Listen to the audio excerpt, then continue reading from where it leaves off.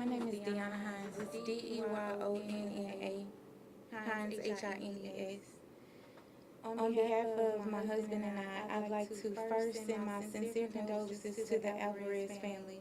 The pain of losing a child is something no one should ever experience. As the parents of 6 children, we understand the unconditional love you have for your children and the overwhelming desire to protect them from this world. My husband, Tony, felt the same desire to protect us that night. We were robbed at gunpoint. We didn't know if we were going to get out of that situation alive, but my husband did what he could try to do to protect us. Without the man making the decision to rob us, we would not be in this position. We understand and support the Alvarez family in their journey for justice. We believe that justice is catching the man who is responsible for creating the awful tragedy that happened on that night and holding him accountable for the robbery, for the death of Arlene Alvarez, a beautiful young life, and for the death of Mary Jane. Because I know without a doubt in my mind that is the same God. We understand the Alvarez family's pain and share in that pain as we too are still processing the situation. We will never forget that night, and we will never forget that beautiful little girl. The lives of 2 families have been forever altered by the poor decision of a man who is still on the streets. We, like the Alvarez family, left our home that day, believing it was just another pleasant day of spending time with loved ones, only to have it end with devastation. Nothing we say can take away the pain of losing a child. Trust me when I say our nights are sleepless thinking about your pain. I believe if we work together, we can find the man truly responsible. We are continuing to pray for the Alvarez family, and we ask you all to do the same. Thank you. Our attorneys will now take your questions. What makes you believe that it's the same as suspect in both? So, they had a chance to look at some previous. Yeah, I'm sorry, we're gonna have to get you in front of the mic.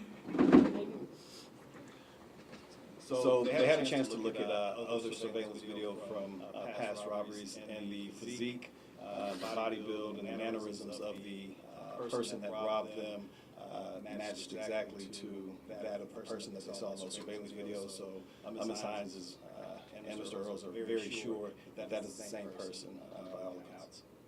You're talking about the footage of the man scaling the ones on Winkler? Correct. The Alvarez family says there is no self-defense claim here that can justify this shooting. Have you spoken with your clients about that? Have they heard this from the Alvarez family? And what do they make of that? So we have talked to them about the state's position on this being a defenseless act. The issue here is really one of whether a jury can decide if my client's actions were reckless or not.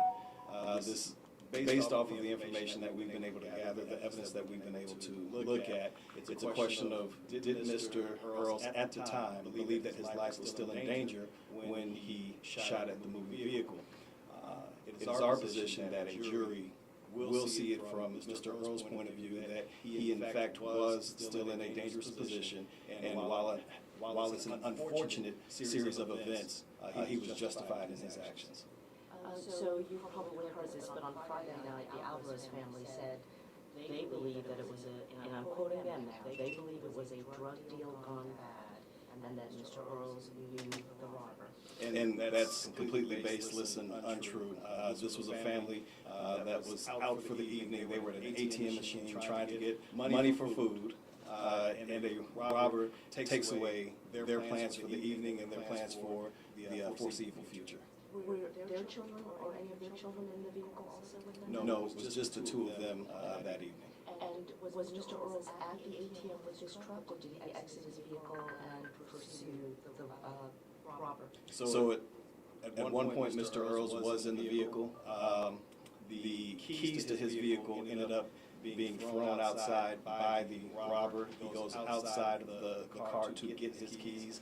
At that point, the robber sees him outside of the vehicle, starts to shoot, and that's when Mr. Earls defends himself and his wife. So the robber fired first at Mr. Earls is your contention? Absolutely.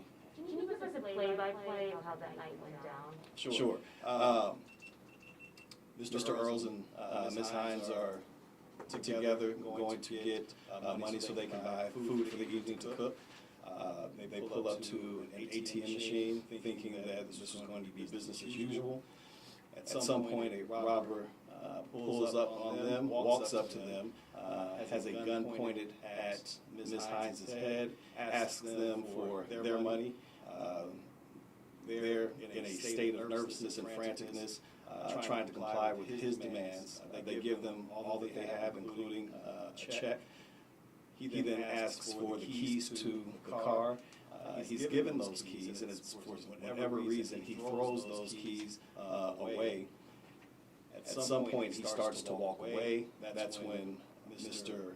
Earls gets out of his vehicle to pick up those keys. The robber sees him outside of the vehicle, and while pulling his gun towards Mr. Earls, starts to yell out exclamations, "I've got it, come get me." We don't know who he was talking to, or if this was just manic behavior from him. Mr. Earls is shot at. He then shoots as well because he actually had his gun on him at the time. During this interaction, there's a vehicle driving by slowly that Mr. Earls is able to see.